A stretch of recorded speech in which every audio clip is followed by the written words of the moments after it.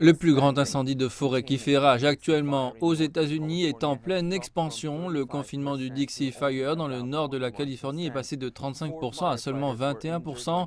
4 pompiers ont été blessés lorsqu'une branche d'arbre est tombée sur eux pendant leur shift de nuit et ils sont dans un état stable. Greenville, une ville d'environ 1 millier d'habitants, a été anéantie.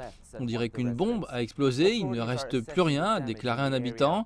Les autorités évaluent les dégâts dans la région. Certains habitants sont toujours portés disparus. Le Dixie Fire a jusqu'à présent détruit au moins 400 structures et continue de déclencher de nouvelles évacuations. Vendredi dernier, un juge fédéral a donné à Pacific Gas Electric, la plus grande compagnie d'électricité de Californie, une semaine pour expliquer son rôle dans le déclenchement potentiel de 2 incendies qui ont finalement fusionné.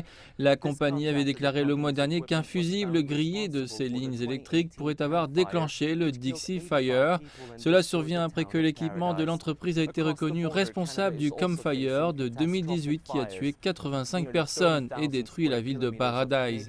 De l'autre côté de la frontière, le Canada fait également face à des incendies de forêt catastrophiques. Près de 34 000 km² de terre sauvage canadienne ont brûlé cette année, plus du double de la moyenne sur 20 ans pour cette période de l'année.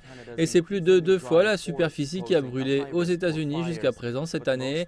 Les écologistes ont longtemps mis en garde contre les forêts de plus en plus sèches du Canada, présentant un risque élevé d'incendie, mais la plupart n'avaient pas prévu une saison des incendies aussi violente, commençant de la Colombie-Britannique et du Yukon à l'ouest jusqu'à Manitoba et Ontario à l'est.